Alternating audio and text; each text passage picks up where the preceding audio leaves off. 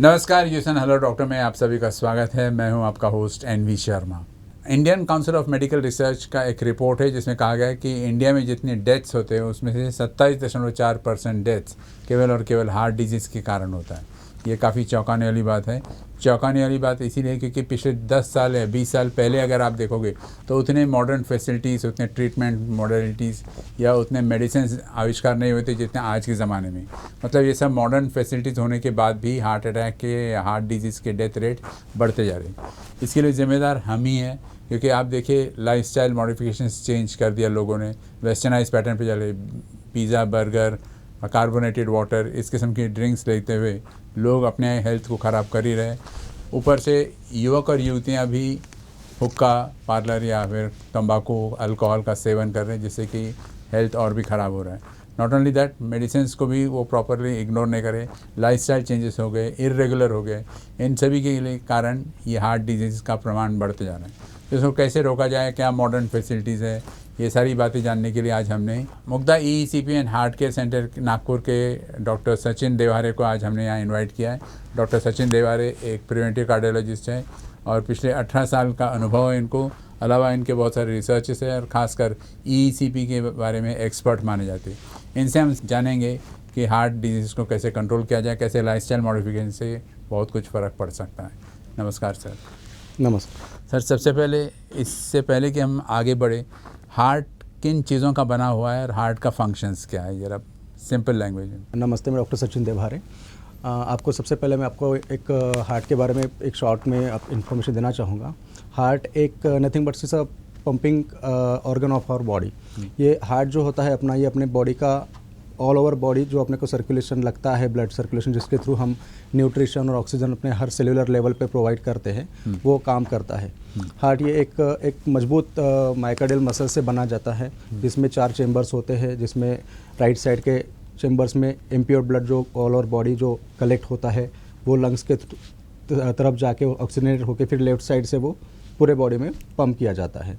तो जो भी हमको ज़िंदा रहने के लिए हर ऑर्गन को ऑक्सीजन ज़रूरी होता है, तो वो ऑक्सीजन सप्लाई, न्यूट्रिशन सप्लाई का काम ये अपना हार्ट करता है। तो अगर हम हार्ट डिसीज़ के बारे में जानेंगे तो हार्ट एक पंपिंग ऑर्गन है। इसमें इंटरनली इसके वॉल्व्स भी होते हैं जो अपने को एक यूनिडायरेक्शनल काम करते हैं, और एक्सटर्नली जैसे हमको खुद को ब्लड सप्लाई लगता है वैसे हार्ट को भी अपना खुद का ब्लड सप्लाई लगता है, जो ब्लड सप्लाई उनको कोरोनरी आर्टरीज के थ्रू मिलता है जी। तो 2 टाइप के जो डिसीज़ेज होते हैं हम लोग बोलेंगे कि एक वॉल्वुलर डिसीजेस जो वॉल ख़राब होने के कारण होते हैं, और दूसरा कोरोनरी आर्टरी डिसीजेस जो कोरोनरी आर्टरीज में ब्लॉकेजेस आने के कारण अपने को, जो हम एक लैंग्वेज में, सादे लैंग्वेज में, blockages of the heart vessel. Yes, blockages of the coronary arteries, वो उसको हम बोलेंगे, और उसको जो हार्ट अटैक जो बोलते हैं टर्म, उसी के लिए यूज़ की जाती है जी। इससे पहले कि हम आगे बढ़े, जानना चाहता हूँ सर कि हार्ट अटैक को या हार्ट डिजीज़ को कहिए, इवन डायबिटीज़ को कहिए, कैंसर को कहिए, इनको साइलेंट किलर्स कहा जाता है, तो आखिर ऐसा क्यों? डेफिनेटली जैसे आप बोल रहे हो वो तो साइलेंट किलर है ही, क्योंकि हमारा जो लाइफस्टाइल, जैसे आपने अभी बताया है कि अपना लाइफस्टाइल, खाने पीने के जो चेंजेस आए हैं उसके कारण जो भी एक अपने बॉडी में इम्प्योर कंटेंट्स जाते हैं, अल्टीमेटली कहीं ना कहीं बॉडी में वो उसमें टॉक्सिन्स डेवलप करा के वो एक साइलेंट किलर जैसा काम करता ही है। कैंसर के बारे में तो मैं यहाँ पे नहीं बोलना चाहूँगा, लेकिन मैं हार्ट में जहाँ तक के नॉलेज रखता हूँ और जो काम करता हूँ उस हिसाब से मैं बताना चाहूँगा। जैसे हम एक पहला वैक्सीन भी लेते हैं, एक पहले वैक्सीन से लेके तो अभी तक हमारे बॉडी में खाने पीने, इनहेल करने में, हर चीज़ में कुछ ना कुछ टॉक्सिन्स अपने बॉडी में जाते ही हैं। जैसे लाइक एक अगर वैक्सीन की बात की है तो हम पहले वैक्सीन में ही हमारे वैक्सीन के साथ मर्क्यूरी इंसर्ट हो जाता है, वो भी एक टॉक्सिन ही है, जिसको काफ़ी हेवी मेटल्स होते हैं जो अपने बॉडी में कुछ काम के नहीं होते, और अल्टीमेटली उस किडनी से एक्सक्रीट भी नहीं होते। तो जो भी हमारे इनहेल करने में, खाने पीने में जो भी हेवी मेटल्स अपने बॉडी में जाते हैं, अल्टीमेटली वो बॉडी में कहीं ना कहीं डिपॉजिट हो जाते हैं, और जो भी ऑर्गन में या जो भी जगह पे वो डिपॉजिट होते, उस ऑर्गन के हिसाब से अपने बॉडी में बीमारियां स्टार्ट होना चालू हो जाते हैं। तो हेवी मेटल्स हमने ब्लड सर्कुलेशन में जब आता है तो वो भी कहीं ना कहीं अटक जाता है उसके, और इम्प्योर जैसे कोलेस्ट्रॉल हो गया, फैट हो गया है, वो भी जाके डिपॉजिट होता है, तो बाद में धीरे धीरे वहाँ पे ब्लॉकेज होना स्टार्ट हो जाता है। इसलिए हम लोग इसको साइलेंट किलर भी बोलते हैं। आपने हेवी मेटल्स की बात की तो आर्सेनिक, टिन, कॉपर, जिंक, ये सब कहीं ना कहीं हमारे फूड में कहीं या फिर अन्य रिसोर्सेस में। जैसे अब हम पहले बताया कि मैंने मर्क्यूरी के बारे में एग्जांपल दिया। हम जैसे रोड से जाते हैं, टायर घिसता है, उसमें लीड निकलता है। अभी कोविड में तो सबने मास्क पहना, लेकिन अभी फिर से हमने मास्क पहना छोड़ ही दिया। अल्टीमेटली वो इनहेल करने में लीड्स अपने बॉडी में जाता है, आर्सेनिक जाता है, हेवी मेटल्स में मर्क्यूरी। हम फिश खाते हैं, फिश के थ्रू काफ़ी प्रमाण में मर्क्यूरी अपने बॉडी में जाता है। कोडियम हो गया, वो जाते हैं इनहेल करने में, पेस्टिसाइड्स के थ्रू भी जाते हैं। तो ये सब हेवी मेटल्स है जो इजीली अपने बॉडी से, किडनी से एक्सक्रीट नहीं होते और वो अपने बॉडी में डिपॉजिट होते रहते हैं। जी, वो आपने बड़े सुंदर तरीके से समझाया कि किस कारण इसको साइलेंट किलर कहा जाता है। इससे पहले कि हम आगे बढ़े, मैं चाहता हूँ कि आप बताएं कि बहुत सारे टर्म्स है सर, ये जब हार्ट की बात करते हैं हम, heart attack, heart failure, cardiac arrest, ischaemia या मायोकार्डियल इन्फ्रैक्शन, ये टर्म्स क्या है? क्योंकि कॉमन मैन को समझना चाहिए क्या, और अक्सर इसमें कन्फ्यूजन भी होता है। डेफिनेटली, जैसे आपने बताया कि एक silent killer, heart disease nothing but एक साइलेंट किलर। लेकिन ये साइलेंट किलर कब बोलता है? जब वो अपने बॉडी में जो भी टॉक्सिन्स डिपॉजिट होके उसके ऊपर कोलेस्ट्रॉल, एथेरोस्क्लेरोसिस डेवलप होके जो ब्लॉकेजेस डेवलप होते हैं, तो ये साइलेंटली जो डिसीज़ अपने बॉडी में डेवलप होता है उसको हम साइलेंट किलर बोल सकते हैं। लेकिन जैसे आपने पूछा कि हार्ट अटैक क्या होता है, एमआई क्या होता है, ये टर्म्स क्या होते हैं। तो हार्ट अटैक इन जनरल हम कोई भी हार्ट के डिसीज़ को ले लैंग्वेज में हार्ट अटैक बोलते हैं, जिससे हम एक्यूट मायोकार्डियल इन्फार्क्शन भी इंक्लूड कर लेते हैं। कोई इस्केमिक अटैक रहा उसको भी हम इंक्लूड कर लेते हैं। एक्यूट एमआई यानी जब अपने आर्टरीज में कहीं ना कहीं एथेरोस्क्लेरोसिस होने के कारण वहाँ पे ब्लीड होके थ्रोम्बस फॉर्मेशन हो जाता है, और थ्रोम्बस फॉर्म होने के कारण सडन आर्टरी में ब्लॉक डेवलप होके नेक्स्ट टिश्यूज़ को ब्लड सप्लाई रुक जाता है, और उस कारण वहाँ का पोर्शन इस्केमिक बन जाता है और उनको सडन हार्ट अटैक आता है। उसको हम एक्यूट एमआई बोलते हैं। और जो इस्केमिया जो आपने पूछे, इस्केमिया ने क्रॉनिकली डेवलप्ड हो जो एथेरोस्क्लेरोसिस डेवलप होता है, उसको उसके कारण जो ब्लड सप्लाई रुकता है उसको हम लोग जनरली इस्केमिया बोलते हैं। जस्ट लाइक अब हार्ट फेलियर, आप बोले हार्ट फेलियर मीन्स अपना हार्ट का पंपिंग कम होना, उसको हार्ट फेलियर बोलते हैं। एफिशिएंट नहीं है। यस, एफिशिएंट नहीं। जैसे एग्जांपल हमारे हार्ट में एक एग्जांपल 100 ml ब्लड अगर है, तो उसने 100 में से अगर जब पंप करेगा, बीट करेगा, उसमें से 60 ml उसने ऑल ओवर बॉडी पंप करना चाहिए, फेंकना चाहिए by normal. Yes, by normal. Just like हम जैसे बोलते 35% इज अवर पासिंग रेट। हम अगर 35 के बिलो रहा था हम उसको फेल कंसीडर करते हैं, तो ऐसे 60%। यस, तो इसका हम जो पासिंग बोले क्राइटेरिया तो 60 है, हम उसको मैक्सिमम 50 तक कंसीडर करते हैं अगर कोई इस्केमिक पेशेंट है या एमआई वाला हो। लेकिन अगर वो बहुत बिलो दैन 30 रहा तो उसके कारण हार्ट का पंपिंग वीक हो जाता है, और अल्टीमेटली उसका बैकफ्लो लंग्स पे आने के कारण उसको बार बार सांस लगना, ज़्यादा चलने फिरने पे दम लगना, सांस फूलना, या कभी हाथ पैरों में सूजन आना, चेहरे पे सूजन आना, ये सब चीज़ें उसके कारण हो सकती है। तो उसको हम लोग हार्ट फेलियर बोलते हैं। मतलब हार्ट अपने पंपिंग एफिशिएंसी के हिसाब से कम काम करे तो उसको फेलियर बोलेंगे। And what is cardiac arrest? Cardiac arrest जो जनरली जैसे अभी हम आज के सिनेरियो में देख ही रहे हैं, एट द एज ऑफ 35-40 काफ़ी यंग पेशेंट्स एक्सपायर हुए हैं, पोस्ट कोविड स्पेशली, या काफ़ी सेलिब्रिटीज़ भी एक्सपायर हुए। तो इनको जो सडन हार्ट अटैक आने के कारण जो एक्सपायर होते हैं उनको हम सडन कार्डियक डेथ बोलते हैं। उसका मेन रीजंस हम जैसे रिसर्च के हिसाब से आपने बोला, तो उस हिसाब से मैं आपको बताना चाहूँगा कि जैसे क्रॉनिक पेशेंट रहा या ओल्ड एज पेशेंट रहा, अगर उनको हार्ट अटैक भी आता है तो उनका जो ब्लॉक होता है वो क्रॉनिकली डेवलप होता है, तो अल्टीमेटली उस कारण उनको टाइम मिलता है और वो सस्टेन कर लेते हैं। लेकिन यस, लेकिन अगर कोई यंग पेशेंट को स्पेशली अगर हार्ट अटैक आता है, क्योंकि यंग होने के कारण उनका कोरोनरी आर्टरी भी एक नॉर्मल रहता है, और उसमें सडन अगर कोई थ्रोम्बस फॉर्मेशन होके एक्यूट अटैक आया तो यंग हार्ट होने के कारण उसको वो मैनेज करना डिफ़िकल्ट हो जाता है। तो उस चक्कर में अगर उसको ब्लड फ्लो अगर कम मिलता है तो डेफिनेटली वहाँ पे VT VF या कुछ भी ऐसा आने के कारण या कुछ MI होने के कारण वो सडन कार्डियक डेथ हो सकता है, तो उसको हम कार्डियक अरेस्ट बोल सकते हैं। हार्ट अटैक आने के बाद क्या कितना टाइम मिलता है सर पेशेंट को डॉक्टर तक पहुंचने में, कितना समय लगना चाहिए? जैसे हम बोलते हैं अगर कोई भी किसी भी पेशेंट को अगर हार्ट अटैक आता है विदिन 2 आवर्स मैक्सिमम वो हॉस्पिटल में पहुंचना चाहिए। कि उसको हम उसको हम एक गोल्डन आवर बोलते हैं। उस ड्यूरेशन में अगर पेशेंट को सही ट्रीटमेंट मिल गया, वो पेशेंट थ्रोम्बोलाइज हो गया, तो अपने जो ब्लॉकेजेस एक्यूट फॉर्मेशन वाले जो ब्लॉकेजेस होते हैं थ्रोम्बस फॉर्मेशन में, वो डिज़ोल्व होके वो अपना उनका हार्ट अटैक मैनेज हो सकता है अगर विद इन 2 to 3 आवर्स अगर वो पहुंचता है और उसमें ट्रीटमेंट हो जाता है। बहुत सुंदर। यस, मैक्सिमम 6 आवर्स हम कंसीडर करते हैं, उसके बाद में मोस्टली वो थ्रोम्बस क्रॉनिक होने का स्टार्ट हो जाता है, तो उस वक्त तो डिज़ोल्व होना थोड़ा सा डिफिकल्ट हो जाता है। सर, ये साइलेंट किलर आपने बताया, ये टर्म्स बहुत सुंदर तरीके से समझाया आपने। ज़रा ये बताइए कि जैसे रिस्क फैक्टर्स क्या होते हैं जो हार्ट की तरफ या हार्ट डिजीज़ की तरफ लीड करता है, जैसे डायबिटीज़, ओबेसिटी तो है ही। हाँ, जैसे रिस्क फैक्टर में सबसे पहले मैं तो बोलूँगा कि हम फैमिली हिस्ट्री अगर किसी की स्ट्रांग है तो उन्होंने बहुत हार्ट के हिसाब से केयर करना चाहिए।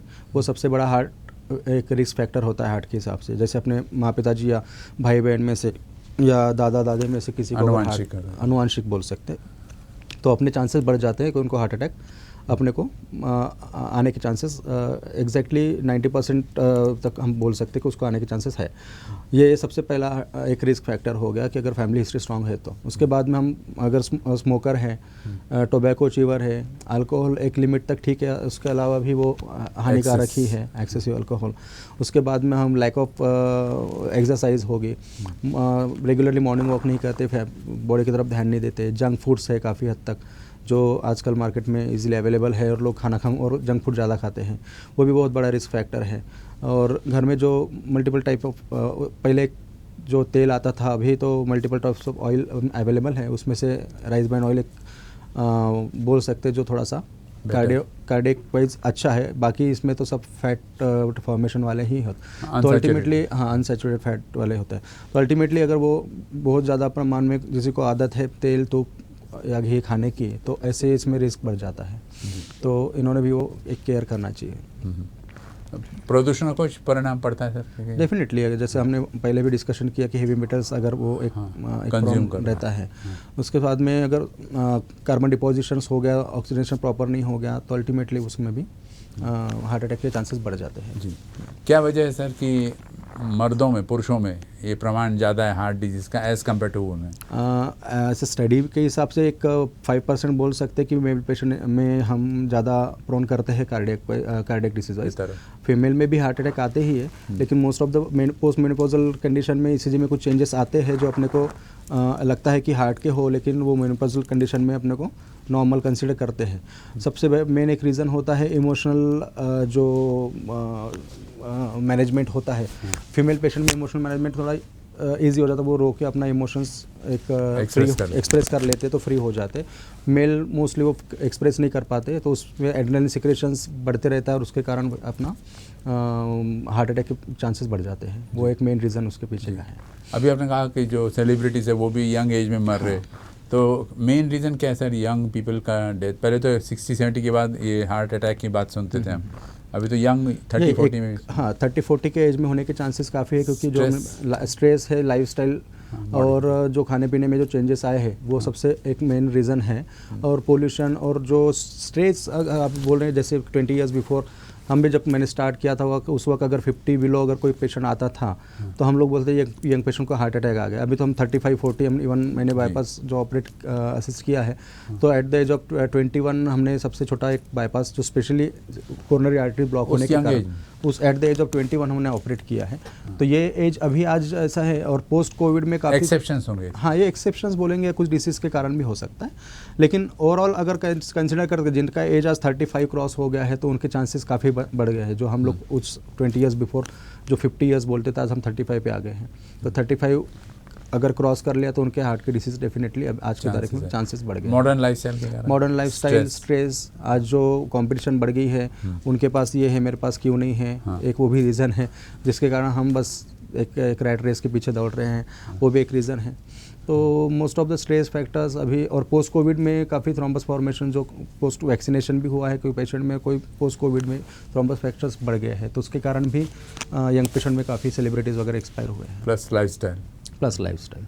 क्या सिम्टम्स क्या होते हैं सर हार्ट के, इन्हें कैसे पहचाना कि हार्ट डिजीज? कई बार ऐसा होता है कि गैसेस होता है, हमको लगता है गैसेस है, लेकिन actually it is heart problem. बराबर। देखिए, जैसे 2 टाइप के सिम्टम्स रहेंगे। जो हम बोले कि एक्यूट फेज में जो आता है, सडन हार्ट अटैक आता है, तो उसके एज सच कोई सिम्टम्स नहीं दिखते जो यंग पेशेंट में जो जनरली फील करते हैं, जैसे 35-40 जो हमने बात किया कि 35-40 में कोई पेशेंट एक्सपायर भी हो गए, तो ऐसे कंडीशन में हमको प्राइमरी सिम्टम्स ऐसा कुछ दिखते नहीं, लेकिन डेफिनेटली 1-2 घंटा पहले कुछ ना कुछ सिम्टम्स उनको लगेंगे। हम थोड़ा क्रॉनिक जो पेशेंट्स हैं उनके बारे में बिल्कुल बोलेंगे, जो जिनको धीरे धीरे ब्लॉकेज डेवलप हुए। सबसे पहले जो भी पेशेंट है उनको चलना फिरना, जो एग्जांपल कोई मॉर्निंग वॉक कर रहा है, उनको 5 किलोमीटर्स ईजिली जा पा रहा है, चल पा रहा है, धीरे धीरे उनका एक जो कैपेसिटी वो कम हो जाती है, 5 किलोमीटर्स का 2 किलोमीटर्स पे आ जाता है। छाती में जब भारीपन लगना, दम भरना, सांस फूलना, ये सिम्टम्स सबसे पहले स्टार्ट हो जाते हैं।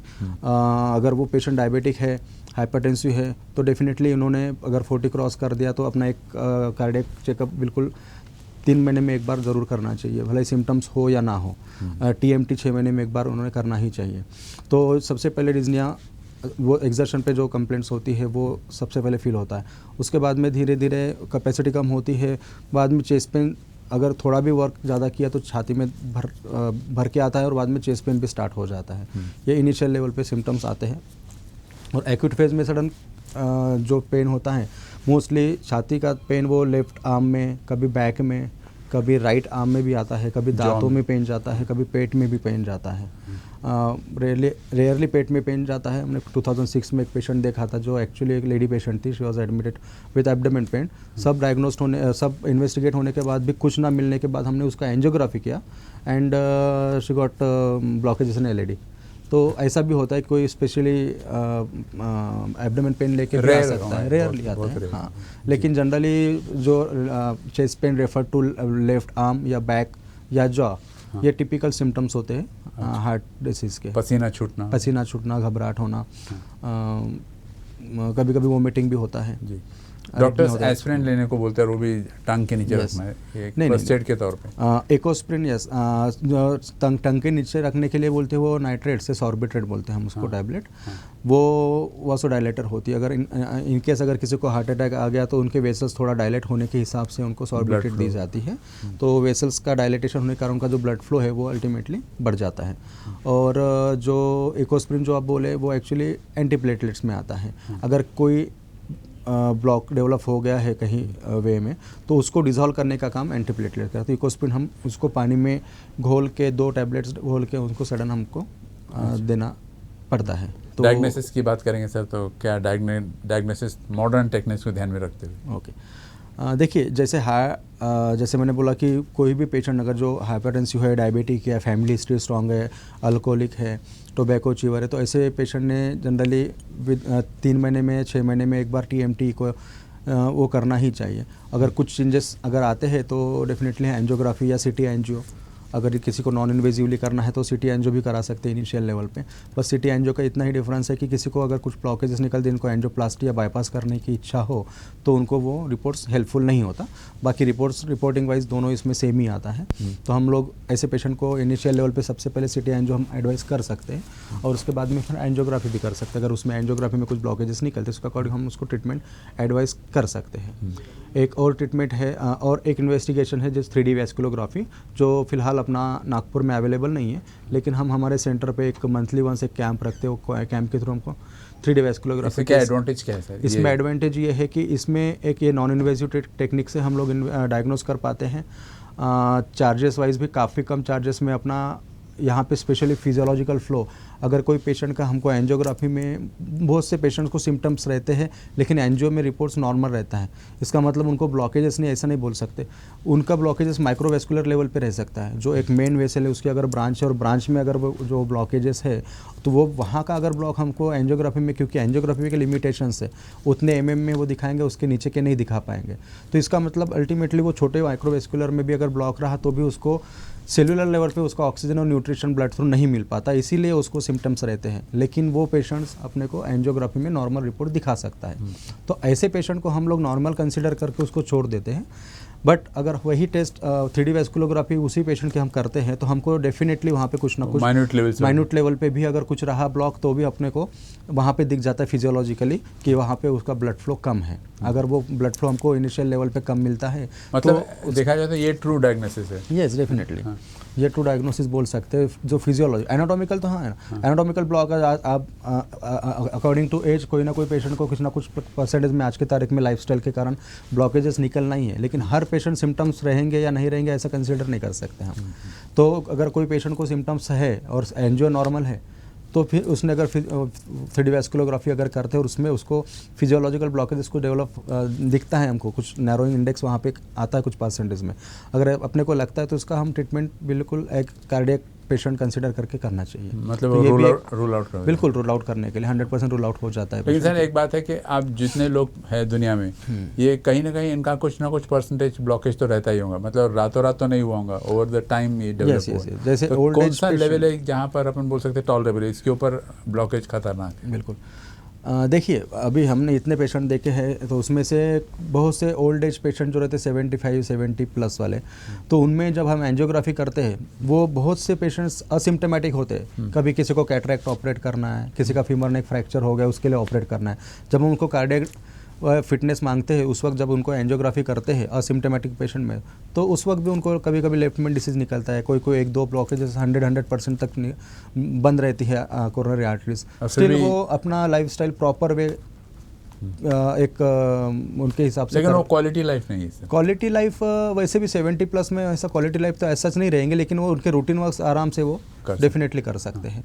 तो उस वक्त अपने को डायग्नोस हो जाते कि कुछ पेशेंट में ब्लॉकेजेस है।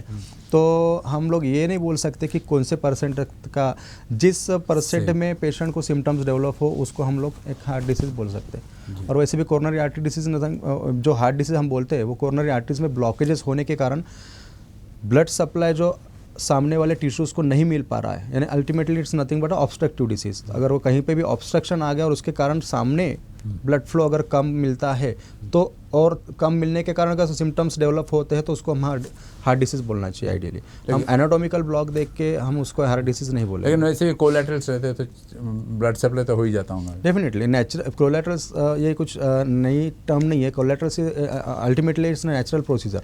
अगर कोई भी क्रॉनिक ब्लॉक वहाँ पे डेवलप हो गया, जैसे आपने पूछा कि धीरे धीरे, तो डेफिनेटली वो ब्लॉकेजेस भी जब धीरे धीरे बनते हैं तो उसके साथ साथ में उनका वो अलग से फ्लो डेवलप करना भी शुरू हो जाता है। तो लेकिन कोलैटरल्स डेवलप फॉर्मेशन ये बॉडी टू बॉडी डिफर करता है। अगर मुझे रिक्वायरमेंट है, मेरा अगर लाइफस्टाइल थोड़ा सा एडवांस है और मुझे रिक्वायरमेंट ज़्यादा है, मुझे ब्लॉकेजेस के हिसाब से कोलैटरल्स अगर मुझे सप्लाई कम कर पा रहे हैं तो मैं सिम्टोमेटिक हो जाएगा। अगर वही आपके एज में अगर आप बोले आप लिमिटेशंस, आपके लिमिटेड वर्क है तो उतना आपके कोलैटरल्स आपके बॉडी के हिसाब से अगर वो प्रॉपर टॉलरेट कर रहे हैं तो वो असिम्प्टोमेटिक बिल्कुल असिम्प्टोमेटिक रह सकते हैं। तो कोलैटरल्स डेवलप होना या डेवलप करना ये एक नेचुरल प्रोसीजर है, ये हम कुछ अलग से नहीं कर रहे, ये हम भगवान ने ही वो सिस्टम बना के रखा है। ब्लॉकेजेस डेवलप होते तो साथ साथ में कोलैटरल्स डेवलप होते। सिर्फ कोलैटरल्स अगर हमको प्रॉपर सप्लाई नहीं कर पा रहे तो अब हमको ट्रीटमेंट के बारे में सोचना पड़ता है, या फिर जब वो पेशेंट सिम्टोमेटिक हो जाता है। 90% हॉस्पिटल में देखा गया है कि सर जैसे कुछ पता चला कि हार्ट में कुछ प्रॉब्लम है, एंजियोग्राफी रेफ़र कर लेते। तो ट्रीटमेंट मोडेलिटीज़ के लिए ये कितना लाभदायक है? देखिए हॉस्पिटल में हम अगर आज के तारीख में जाते हैं तो एक बोल सकते हैं एक प्रॉपर कार्डियक डायग्नोसिस के हिसाब से वो एक रूटीन है। जैसे कोई सबसे पहले जाएगा ईसीजी करेंगे, ईसीजी में कुछ चेंजेस आएंगे तो आपको इको बोलेंगे, इको में कुछ चेंजेस आएंगे तो टीएमटी बोलेंगे, उसके बाद में फाइनल डायग्नोसिस एंजियोग्राफी पे होता है। लेकिन वही बोल रहे कि एंजियोग्राफी में होने के बाद अगर उसमें कुछ ब्लॉकेजेस निकलते हैं तो इमीडिएटली उसको हम लोग डायरेक्ट बाईपास या एंजियोप्लास्टी करो। पेशेंट डेफिनेटली अगर सिम्टोमेटिक है, हार्ट अटैक आया है, एक्यूट एमआई में आया है, वो पेशेंट मर सकता है। इस कंडीशन में डेफिनेटली उसको प्राइमरी एंजियोप्लास्टी करना ही चाहिए। लेकिन अगर कोई पेशेंट स्टेबल है, जिसका भला ही तीनों वेसेस ब्लॉक है, पेशेंट असिम्टोमेटिक है, तो उनको ट्रीटमेंट के लिए ऑप्शंस हमने देना चाहिए। तो ये एंजियोग्राफी में ही हमको पता चल जाता है, हम हॉस्पिटल में जाते हैं। जो पेशेंट नहीं करना चाहता है तो उनके लिए हम सिटी एंजियो भी, कोई अगर ओपीडी लेवल का पेशेंट है और जिनको प्रीक नहीं करना चाहता है और उसको डायग्नोस्ट लेवल पे अगर करना है तो सिटी एंजियो भी कर सकता है अगर पेशेंट असिम्टोमेटिक है। तो ट्रीटमेंट मोडेलिटीज़ की बात करेंगे सर, वहाँ क्या क्या चेंजेस, क्या क्या एडवांसेस हुए मेडिकल साइंस में? खासकर मुग्धा हॉस्पिटल में आपने ECP इंस्ट्रूमेंट भी, इक्विपमेंट लगा के रखा है। देखिए जैसा हॉस्पिटल में जैसे हम एंजियोग्राफी, जैसे आप बोले कि एंजियोग्राफी करने के बाद क्या होता है, अगर हमारे एंजियोग्राफी में एक वेसल मोर देन 70% अगर ब्लॉक दिखाती है तो हम लोग आज एंजियोप्लास्टी एडवाइस की जाती है। मोर देन 2 या 3 वेसल्स अगर ब्लॉकेजेस है या लेफ्टमेन डिसीज़ है तो ऐसे कंडीशन में हमको बाईपास एडवाइस किया जाता है। लेकिन सबसे पहले जो ट्रीटमेंट है जिसको हम एनहांस एक्सटर्नल काउंटर पल्सेशन बोलते हैं, जो एक्चुअली इसे फर्स्ट लाइन ऑफ ट्रीटमेंट बोलेंगे। अगर पेशेंट असिम्टोमेटिक है, भला ही उसको 1 2 3 4 5 कितने भी ब्लॉकेजेस हो, बट पेशेंट अगर असिम्टोमेटिक है, उसके कोलेटरल्स प्रॉपर डेवलप नहीं हुए हैं, तो ऐसे पेशेंट में हम कोलेटरल्स नेचुरली डेवलप कराने के लिए फर्स्ट लाइन ऑफ ट्रीटमेंट ये चॉइस हमने डॉक्टरों ने ईसीपी का डेफिनेटली पेशेंट को देना चाहिए। उसके बाद में अगर सिम्टम अगर उसके नहीं कम होते हैं या लेफ्टमेन डिसीज़ ही है और उनको पता है कि कभी भी ये टाइम बॉम्ब बोलते हैं हम हमारे लैंग्वेज में, ये कभी भी पेशेंट कुछ भी गड़बड़ कर सकता है, तो डेफिनेटली ऐसे पेशेंट में हमको एंजियोप्लास्टी या बाईपास एडवाइजेबल है। लेकिन हर पेशेंट को हम एक उनके बॉडी के हिसाब से उनको चॉइस दे सकते हैं कि आप ईसीपी भी कराओ, प्लास्टिक अगर प्लास्टिक पॉसिबल है तो प्लास्टिक कराओ, बाईपास की ज़रूरत है तो बाईपास भी ज़रूर कराओ। लेकिन उसको फर्स्ट, और अगर एज वाइज अगर कंसीडर करते हैं तो 1960s में सबसे पहले ईसीपी ट्रीटमेंट ही कार्डियक ट्रीटमेंट करके आई है। उसके बाद में 61 62 के आसपास पहला बाईपास हुआ है, जो सक्सेसफुली 65 के आसपास फिर हम मार्केट में उसको लॉन्च किया है। 1980s में एंजियोप्लास्टी सबसे पहले हुई है। उसके बाद में 90s के आसपास हमारा स्टेंट आया है। उसके पहले पोबा बोलते हैं, प्राइमरी बलून एंजियोप्लास्टी करते थे। उसके बाद में स्टेंटिंग हुआ है 90s में। तो उसके बाद में जब स्टेंट आ गए तो ईजी वे हो गया पेशेंट को ट्रीट करने के लिए, तो most of the patients prefer करते कि एंजियोप्लास्टी करा ले, बट उसके सब ट्रीटमेंट के डिसएडवांटेज एडवांटेज होते ही हैं। तो अल्टीमेटली स्टेंट का भी स्टेंट ब्लॉक होने के चांसेस काफ़ी बढ़ जाते हैं। मेटल स्टेंट, अभी बाद में ड्रग इलूटिंग स्टेंट भी आए हैं। तो जो और एनाटॉमिकल जो ब्लॉकेजेस होते हैं कौन से लीजन में है उसके हिसाब से भी उसका एज कंसिडर कर सकते कि स्टेंट कितने दिन टिक सकता है ना। बाईपास का भी वैसा ही है। बाईपास अगर अपना टारगेट वेसल अच्छा मिलता है तो डेफिनेटली आपका बाईपास का रिजल्ट अच्छा आता है, लेकिन अगर टारगेट वेसल ही ख़राब है तो उसमें हमने काफ़ी बाईपास भी करता हूँ मैं असिस्ट, तो हम काफ़ी पेशेंट्स को देखते हैं तो 2 महीने 3 महीने में ही वो बेचारे फिर से सिम्टम्स लेके आ जाते हैं, क्योंकि उनका टारगेट वेसल उस तरीके के नहीं रहते। अगर एक्सटेंट की लाइफ शेल्फ लाइफ कितनी होती है सर? अप्रोक्सीमेट अगर रिसर्च के हिसाब से 3 to 5 ईयर्स होता है। तो फिर से रिप्लेस करना पड़ता है उसको? हाँ, अगर स्टेंट ब्लॉक हो गया तो उस ड्यूरेशन में उस एंजियोग्राफी में उसका रिपोर्टिंग क्या आता है उसके अकॉर्डिंग अगर एंजियोप्लास्टी पॉसिबल है तो हम एंजियोप्लास्टी भी एडवाइस करते हैं, या फिर हमको उसको डायरेक्ट बाईपास के लिए भी बोला जाता है। लेकिन ऐसे कोई भी पेशेंट जिनका एंजियोप्लास्टी हुआ है, जो करना नहीं चाहते हैं, जो करने के बाद स्टेंट ब्लॉक हो गया या ग्राफ्ट ब्लॉक हो गए या इलेक्टिवली ऐसे स्टेंट्स कोलैप्स होते हैं? कोलैप्स नहीं होते, वो इन्फ्लेट होने के बाद फिक्स हो जाते तो कोलैप्स नहीं होते। इंस्टेंट थ्रोम्बोसिस हो जाता है, स्टेंट के अंदर फिर से थ्रोम्बस बनना स्टार्ट हो जाता है, तो उसको हम इंस्टेंट थ्रोम्बोसिस बोलते हैं। तो उस कंडीशन में भी हमको कभी कभी पेशेंट को बाईपास के लिए बोलना पड़ता है।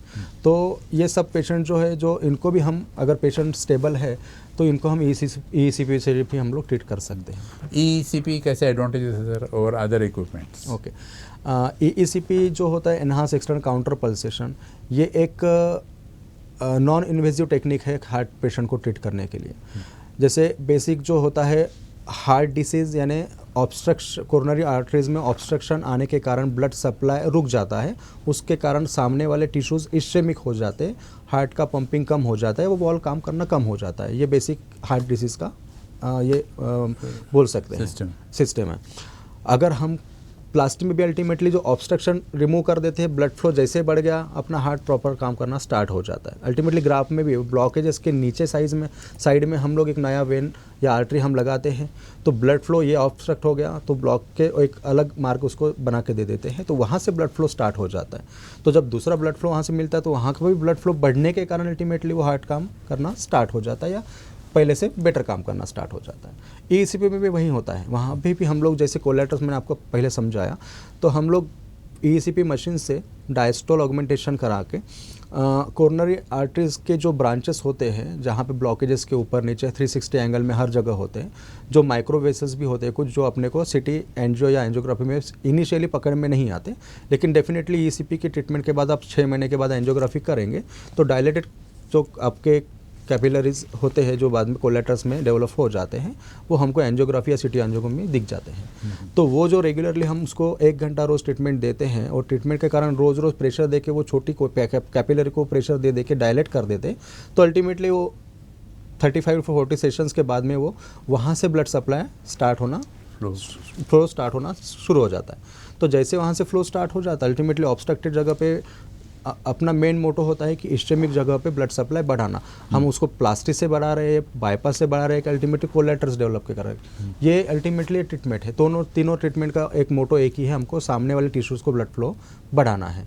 तो हम लोग इसमें नेचुरली कोलेटर्स डेवलप करा के उसको फिर नीचे वाले इस्टेमिक टिश्यूज़ को हम ब्लड सप्लाई देते हैं। तो वो जो फ्लो वहाँ से ऑब्स्ट्रक्ट हो गया ब्लॉक के कारण या ब्लॉकेजेस के कारण, वो ये कोलेटरल्स के थ्रू फिर नीचे आना स्टार्ट हो जाता है। तो अल्टीमेटली हम यहाँ से भी अगर आता है, हाँ डेफिनेटली अगर 100% ब्लॉक अगर वहाँ पे है तो 100% यहाँ का सप्लाई एक कोलेटरल से नहीं होता। तो 360 एंगल से थोड़ा थोड़ा करके ऑटोमेटिकली 90% तक फ्लो उसको मिल ही जाता है, स्प्रेड आउट कर। बिल्कुल स्प्रेड आउट। और वो जब वहाँ का जो फ्लो बढ़ जाता है नीचे वाले टिश्यूज़ को, तो अपना हार्ट प्रॉपर काम करना स्टार्ट हो जाता है, अपना एक्सरसाइज कैपेसिटी बढ़ जाती है, अपना वहाँ का परफ्यूजन बढ़ जाता है अल्टीमेटली। तो उसका जो अंजाना या और कुछ सिम्टम्स वगैरह रीजनिंग और एग्जर्शन वगैरह वो रिलीफ हो जाते हैं जी। और अपना पेशेंट अपना लाइफस्टाइल प्रॉपर वे कर सकता है विदाउट मतलब सर्जरी। इतना खतरनाक नहीं जितना it is made out to be, myth जैसा। हाँ, ये ट्रीटमेंट गलत है या ट्रीटमेंट, और हाँ मिथ ऐसा है कि ये ट्रीटमेंट आपका कुछ काम नहीं करता। ऐसा नहीं, अपने नागपुर के सभी कार्डियोलॉजिस्ट इसको सपोर्ट ही करते हैं। मुझे भी काफ़ी कार्डियोलॉजी, एक दो कार्डियोलॉजिस्ट रेगुलरली मुझे पेशेंट भी भेजते हैं, जिन उनको भी उनके लिमिटेशंस पता है कि हाँ यहाँ तक अपनी लिमिट है, उसके बाद में हम नहीं कर सकते। तो डेफिनेटली वो भी लास्ट मोमेंट पे ईसी पे एडवाइस करते ही हैं। तो काफ़ी पेशेंट्स मेरे पास आए हैं उनकी तरफ से, और ट्रीटमेंट लेके उनको मैंने वापस भी भेजा है। तो जब सिम्टम्स रिलीव हो जाते तो वो भी खुश हो जाते, पेशेंट भी खुश रहते, कार्डियोलॉजिस्ट भी खुश हो जाते हैं। तो डेफिनेटली नॉर्मल लाइफ की तरफ एक नॉर्मल, हाँ सर। लेकिन ये जो ECP है comparatively new mode of treatment है, कंपैरेटिवली। हाँ, कंपैरेटिव बोल सकते हैं। इसके बारे में अवेयरनेस कैंप लगाते हैं आप, क्योंकि लोगों को मालूम ही नहीं ECP क्या है। बिल्कुल, जैसे हम ऑल ओवर ECP बोले तो एक US FDA अप्रूव्ड ट्रीटमेंट है। हमारे नागपुर में 1-2 सेंटर्स ही है, लेकिन ऑल ओवर ग्लोबली हम कंसिडर करते हैं तो US में काफ़ी जगह काम चलता है। ऑल ओवर इंडिया हर सिटी में अपने यहाँ सेंटर्स है। विदर्भा में सिर्फ अपने नागपुर में ही सेंटर है, बाकी मराठवाड़ा में है, मुंबई, नासिक, पुणे, इवन लातूर, नांदेड़, वहाँ तक है। ये ठीक है, लेकिन अवेयरनेस है क्या लोगों? यस वही बता रहे हैं। तो ये अभी अवेयरनेस बढ़ने के कारण काफ़ी इंटीरियरली भी लोग अभी ECP से ट्रीटमेंट करना स्टार्ट कर दिए हैं। इसका अवेयरनेस कैंप के हिसाब से हम लोग तो हर मंथली एक कैंप भी लगाते हैं। जैसे मैं आज इंटरव्यू देता हूँ, वैसे हर अलग अलग चैनल पर मैं इंटरव्यूज़ देता हूँ। कोई पेशेंट मेरे पास आता भी है तो उनको पूरी तरीके से मैं अवेयर करता हूँ, भले ही वो मेरे पास ट्रीटमेंट ले ना ले। तो by paper, by digital media, by Facebook, मैं हर तरह से अवेयरनेस स्प्रेड करने की कोशिश करता हूँ। तो अवेयरनेस के हिसाब से डेफिनेटली ये थोड़ा सा पीछे है, क्योंकि मार्केटिंग के हिसाब से बोलो अवेयरनेस से कम मार्केटिंग ज़्यादा चलता है। तो डेफिनेटली एंजियोप्लास्टी या बाईपास को ज़्यादा मार्केटिंग मिली है। लेकिन आप लोग रूरल एरियाज में जाके कैंप लगाते हो सर, इसके बारे में? हाँ, लगाते हैं ना। हाँ। अभी लास्ट टाइम हमने हिंगना में भी कैंप लगाए थे। अभी इस संडे भी हमारा एक कैंप है, वो यहीं पे है, उनकी संस्था है तो उनके थ्रू भी, तो वहाँ पे भी हमारे कैंप्स वगैरह लगते हैं। और इसमें भी जैसे आप बोल रहे कि पेरीफेरी में जाके, तो हम वहाँ के जो नगर परिषद या ये होता है सरपंच वगैरह, उनको भी मिलके हम लोग एक अवेयरनेस कैंप वगैरह इधर इंटीरियरली भी कैसा रिस्पांस कैसे मिलता है सर? रिस्पांस अच्छा मिलता है। सक्सेस रेशो क्या है? सक्सेस रेशो इसमें 95% है। जैसे एग्जांपल, अगर कोई पेशेंट का हम एंजियोप्लास्टी या बाईपास करते हैं, अगर वो एक प्लास्टी या बाईपास के बाद में 3 से 4 साल 5 साल के बाद फिर से अगर सिम्टम्स लेके आता है, तो सेम सिम्टम्स यानी सेम एज इसका भी है, अराउंड 4 to 5 ईयर्स ये ECP ट्रीटमेंट का भी फ़ायदा होता है। अगर 4 से 5 साल अगर उसका विदाउट प्लास्टी या विदाउट बाईपास अगर उसके निकल सकते हैं, क्योंकि नॉन इन्वेजिवली और नेचुरल तरीके से हम उसको अगर ट्रीट कर सकते हो, तो definitely first line of treatment उन्होंने ECP के बारे में सोचना चाहिए। क्योंकि सेकंड बाईपास करना भी इतना ईजी नहीं होता, इंस्टेंट थ्रोम्बोस होने के बाद सेकंड स्टेंट डालना भी इतना ईजी नहीं होता। तो मेरे से ज़्यादा कार्डियोलॉजिस्ट या कार्डियक सर्जन आपको अच्छे से बता सकेंगे, क्योंकि वो जैसे एक रीडो ऑपरेशन जैसा होता है। जैसे लाइक हम अगर संतरा ओपन करेंगे तो इतना ईजिली ओपन हो जाता है, रीडो ऑपरेशन लाइक वो मौसम भी ओपन करना, तो मौसम भी जैसा ओपन होता है पूरा टफ होता है, चिपका हुआ होता है, कहीं से छिलता है, कहीं से नहीं निकलता, उस टाइप का रीडो ऑपरेशन। तो उसमें रिस्क फैक्टर बहुत ज़्यादा, अगर आज के तारीख में 10% CABG के लिए हम रिस्क को बताते हैं, तो वहाँ पे 50% हो जाती है, यानी आउट ऑफ आधे पेशेंट मर सकते हैं। और डेफिनेटली यहाँ पे ECP ट्रीटमेंट में प्लस पॉइंट ये है कि ये ट्रीटमेंट के कारण कोई भी पेशेंट नहीं मरता। इसमें होता है तो सिर्फ फ़ायदा ही होता है, नुकसान पेशेंट का कुछ भी नहीं होता। और इसी कंडीशन में एशियन हार्ट हॉस्पिटल में भी काफ़ी एलवी डिस्फंक्शन वाले पेशेंट्स को वो ECP से ट्रीट कराते हैं, उसके बाद में बाईपास ऑपरेट करवाते हैं, क्योंकि उनका जो मॉर्बिडिटी रेशो होता है वो काफ़ी कम हो जाता है इसके कारण, क्योंकि उनके कोलेटर्स डेवलप हो जाते हैं, पंपिंग इंप्रूव हो जाता है, तो जो पोस्ट ऑप कॉम्प्लिकेशंस आते हैं वो इसमें डेफिनेटली रिड्यूस हो जाते हैं। तो इस वजह से तमिलनाडु गवर्नमेंट में काफ़ी गवर्नमेंट हॉस्पिटल्स में ECP मशीन्स इंस्टॉल हुए हैं। वहाँ पे भी जो पेशेंट्स को बाईपास नहीं कर पाते हैं, जिनकी करने की इच्छा नहीं, तो वो गवर्नमेंट के थ्रू उनके हॉस्पिटल्स में, चेन्नई में है, कन्याकुमारी में है, हर उनके गवर्नमेंट हॉस्पिटल्स में ECP ट्रीटमेंट किया जाता है। अनफॉर्चुनेटली महाराष्ट्र गवर्नमेंट में नहीं है, तो इसके लिए हमको प्राइवेटली ट्रीटमेंट करना पड़ता है, थोड़ा एक्सपेंसेस पड़ता है, पर डेफिनेटली प्राइवेट प्लास्टी या प्राइवेट बाईपास पेशेंट के पैकेज से काफ़ी कम हमारा पैकेज होता है। अगर ट्रीटमेंट के बारे में सोचा जाए तो एकदम safe, non invasive, non surgical treatment है। डेफिनेटली कोई भी कार्डियक पेशेंट में सबसे पहले वाइजली अगर हार्ट को ट्रीट करना है तो ECP ही से ही करना चाहिए, बाद में फिर चाकू छुरी तो चलना ही है, but definitely first line of treatment अगर किसी ने सोचना चाहिए तो ECP के बारे में ही सोचना चाहिए। तो ये अवेयरनेस तो मैं आपके थ्रू भी मैं फैलाना चाहूँगा ये। बिल्कुल।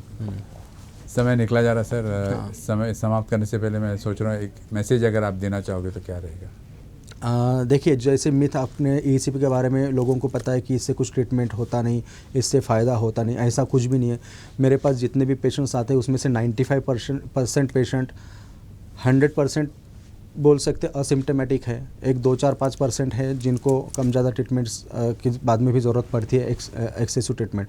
अदरवाइज़ 35 सेशंस में उनका ट्रीटमेंट पूरी तरीके से असिम्टोमेटिक होने तक हो जाता है। हम उनका इन्वेस्टिगेशंस भी कराते हैं, थैलियम स्कैन कराते हैं पोस्ट ट्रीटमेंट, या 3D वैस्कुलोग्राफी कराते हैं, उसमें उनको रिजल्ट्स दिख जाते हैं। आफ्टर 6 मंथ CT एंजियो या एंजियोग्राफी में करते हैं तो उसमें कोलेटर्स डेवलप हो जाते हैं। उनका इको करते हैं इमीडिएटली आफ्टर 1 मंथ, तो उसमें भी इम्प्रूवमेंट दिखता है। तो ये सारी चीज़ें हमको पॉजिटिव हम सोचने पे मजबूर कर देती है। तो ऐसा मिथ कुछ भी नहीं है कि आप ECP से ट्रीटमेंट नहीं होता या रिलीफ नहीं होता। और दूसरी ये कि ECP ये एक प्योरली एलोपैथी ट्रीटमेंट है, US FDA अप्रूव ट्रीटमेंट है, just like angioplasty and bypass. जिन्होंने भी जो भी आज डॉक्टर बने हैं या जो बन रहे हैं, जिन्होंने हैरिसन्स प्रिंसिपल ऑफ इंटरनल मेडिसिन पढ़ी है, इन्होंने ये ट्रीटमेंट के बारे में ज़रूर पढ़ा है। जिन्होंने भी बुक पढ़ी है डेफिनेटली उन्होंने ये पढ़ा, इसलिए कोई भी डिनाई नहीं करता। ब्रॉनवॉल्स में काफ़ी प्रॉपर टॉपिक मेंशन्ड है ECP के ट्रीटमेंट के बारे में। तो मैं आप इस चैनल थ्रू सबको एक रिक्वेस्ट करना चाहूँगा कि अगर आप अपना हार्ट का ट्रीटमेंट वाइजली करना चाहें तो डेफिनेटली आप ECP से ही कराइए, उसके बाद में हम प्लास्टिक बाईपास का ज़रूर सोचेंगे। और प्रिवेंटिवली मैं एक ज़रूर बोलूँगा कि जैसे सबको लगता है, जैसे मुझे भी लगता है मेरा हार्ट अच्छा है, बट अंदर से क्या है मुझे नहीं पता, तो डेफिनेटली ऐसे पेशेंट ने प्रिवेंटिव भी अगर 3D वैस्कुलोग्राफी अगर टेस्ट करा लिए तो उसमें हमारे फिजियोलॉजिकल ब्लड फ्लो हमको ध्यान में आ जाता है, जो काफ़ी प्राइमरी लेवल पे इंडिकेट कर देता है। अगर 2 सालों के बाद अपना हार्ट अटैक आ रहा है तो अगर अपने को क्रॉनिकली अगर ब्लॉकेज डेवलप स्टार्ट हो गया तो वो उसका अगर वो ब्लड फ्लो कॉम्प्रोमाइज़ हो रहा है तो वो हमको 3D वैस्कुलोग्राफी में दिख जाता है। तो मैं ये भी आपको गुजारिश करूंगा कि जो भी आप इस चैनल पे देख रहे हैं उन्होंने अपना 3D वैस्कुलोग्राफी, जब भी हमारा कैंप रहेगा हम नोटिफाई करेंगे पेपर थ्रू या डिजिटल मीडिया थ्रू, तो जब भी मंथली वंस हम लोग कैंप लेते हैं तो एक बार वो 3D वैस्कुलोग्राफी भी ज़रूर आप खुद का जाँच करा लें, एक प्रिवेंटिव है, तो आपका हार्ट अटैक प्रिवेंट होने में काफ़ी हेल्पफुल रहेगा। जी धन्यवाद। एक last question sir, cost effective की बात करेंगे तो कितना चीपर पड़ता है? देखिए आज आज हम अगर नागपुर में प्राइवेट एंजियोप्लास्टी या प्राइवेट बाईपास का अगर हम एक पैकेज कंसिडर करते हैं तो उससे डेफिनेटली ये काफ़ी कम है। हम एंजियोप्लास्टी का मिनिमम चार्जेस 1,50,000 to 60,000 के आसपास जाता है, बाईपास का 2,50,000 मिनिमम चार्जेस पड़ते हैं, और यही पैकेज अगर हम ट्रीटमेंट का करते हैं तो मैक्सिमम 1 लाख तक जाता है, 1 लाख या 1,10,000 तक मैक्सिमम जाता है। तो एक 60% के कॉस्टिंग में अपना डेफिनेटली ECP ट्रीटमेंट हो जाता है। Worth it? Definitely it's worth. Thank you so much sir, it was a pleasure talking to you. Thank you.